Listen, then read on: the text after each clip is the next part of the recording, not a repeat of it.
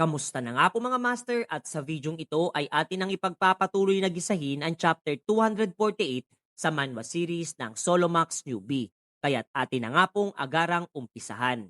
Makalipas pa ang ilang oras at tuluyan ng lumabas ng hidden dungeon etong si Jinyuk at masisilayang tinahak nito ang kinaroroonan nitong Senator at Loki upang isagawa na ang kanilang orihinal na pinaplano. Agaran nga niyang inilagay ang Sunspring Water sa mga nakolektang nawasak na piraso ng Yggdrasil na kasalukuyang nasa isang maliit na bangka na kapatinulak din nitong si Thor papalayo sa kanila. At nung makuha na nga nito ang sapat na distansya ay kasabay namang pinatamaan nitong si Loki gamit ang isang palaso, eto mismong sisidlan ng Sunspring Water. Namangha etong magkapatid sa eksenang kanilang nasilayan. Buhat nang nagsimula ng mag-regenerate etong Yggdrasil sa napakabilis na sandali. Nawi ka naman itong si Jinyuk na muling tinupad nitong si Lubu ang kanilang pangako, habang makikita ang kanilang imahe nitong si Diao Chan mula sa nakakasilaw na liwanag na inilalabas ng Sunspring Water. Pinuko naman itong divine being na nagngangalang Freya ang atensyon nitong binata at labis na nagpapasalamat sa tulong niyang ipinagkaloob upang muling ma-revive ang kanilang tahanang iniisip nilang tuluyan ng hindi maibabalik pa. Kaya't sa ngalan nitong si Odin, bagamat wala nga raw doon, ay ipinapaabot niya di umano ang taos-pusong pasasalamat nilang lahat para dito sa binata. Aminado nga silang malayo pa ang kanilang kinakailangang gawin upang manumbalik ang dating kaanyuan nitong World Tree. Subalit isang magandang simula ina di umano ang makita itong muling nakatindig at dapat na nilang ipagpasalamat. Pagkatapos ay muling tinawag ng iba pang mga divine beings etong si Jinyuk kung saan ay makikita nating gumawa ang lahat ng mga ito ng isang postura habang nangangako ng buo nilang katapatan at binigyang diin na handa silang suklian ang naging kabutihan niyang ginawa para sa kanila. At ang mga katagang iyon ay agad na kinilala din ng system at ipinahayag ng faction ng Ragnarok ay gumawa na ng isang alyansa para sa Veterans Corporation. Tuwang-tuwa naman etong binata sa kanilang naging pagpapasyang isinagawa. Kung kahit na wika din niyang aasahan niya ang kanilang magandang ugnayan at kooperasyon sa mga darating pang panahon sa inaharap. Ang naging tagumpay nga nitong si Jinyuk ay pasimpleng pinapanood nitong sinaseyong Ion 1 mula sa screen monitor na talagang hindi maikubli ang kasiyahan at paghanga para sa binata.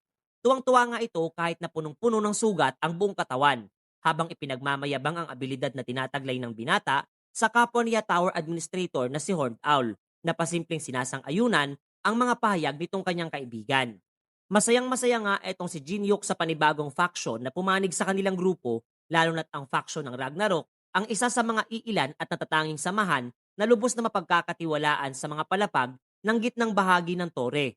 Gayon din ang alyansa nga nilang nabuo ang magiging isang susi upang magawang lagpasan ang lahat ng mga matataas na palapag ng Tower of Trials, habang nakangiting pinagmamasdan ang isang panibagong punyal na nasa kanyang palad.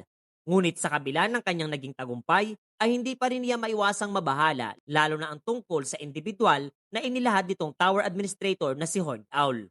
Inilipat muli ang eksena sa kinaroroonan nitong naguguluhang si Nyarlathotep, sapagkat hindi lamang nakuha mula sa mid-level administrator na si Sherry ang kanyang sandatang Hongrion, bagkus pati na rin ang Sunspring Water. Agad na humingi ng paumanhin etong babae at sa natatakot na boses ay inilahad niyang aminado siyang mas maraming nalalaman etong nasabing manlalaro kumpara sa isang kagaya niyang administrator. Gayon din, sadyang may kakaiba nga daw sa mga kinikilos nito na tila ba isang individual na handang gumugol ng mahabang oras upang gawin ang pag-uulit-ulit sa paggalugad sa tore ng walang anumang nadaramang pagkabagot. Subalit sa likod nga raw ng mga ngiti nito ay nagkukubli naman ang pagiging isang psycho na talagang nasisiyahan sa paghihirap na nararanasan ng iba.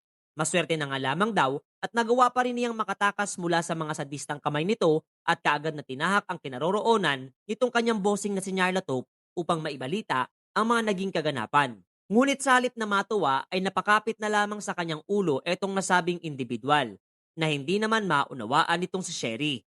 Kaya't ipinaliwanag sa kanya ni Nyarlathotep na nagkakamali nga daw etong babaeng mid-level administrator kung inaakala niyang nakatakas siya mula sa manlalarong si Kang Jinyuk gamit lamang ang kanyang lakas. Nagawa nga di umano nitong talunin etong si Lubu na ang lakas ay katumbas na ng isang Diyos.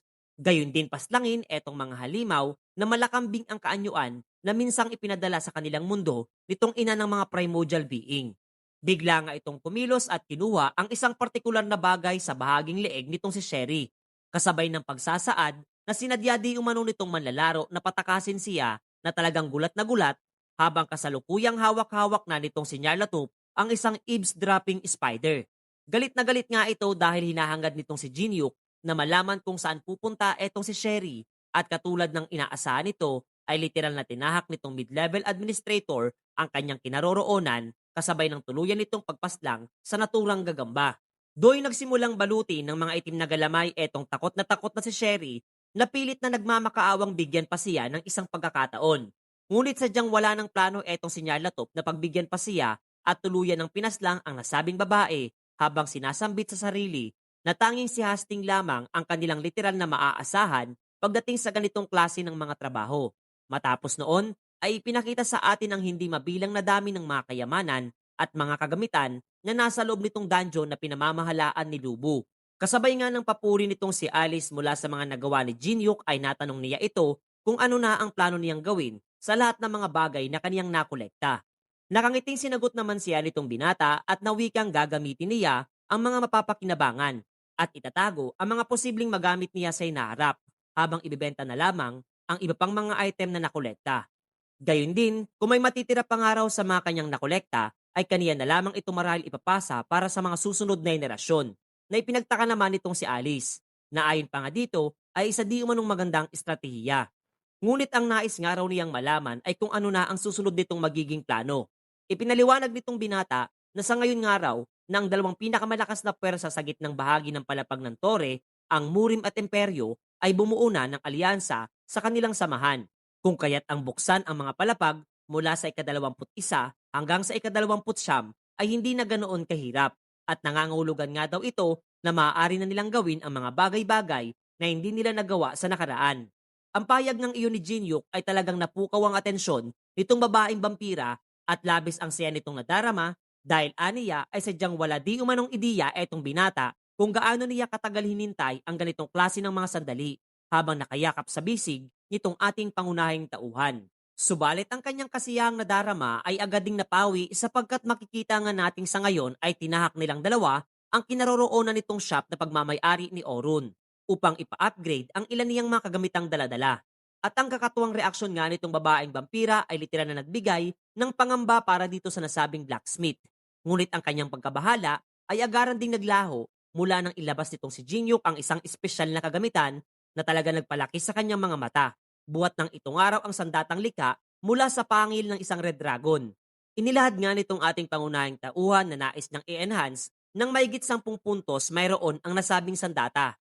Gayon din nagbanta na umandang araw ito oras na nabigo siya at nawasak ang naturang sandata. Ibinaling naman itong panday ang kanilang talakayan at nagbigay ng isang paalala na magiging mas mainam kung kanyang itatrato ng may pagpapalaga ang mga bagay niyang hinahawakan.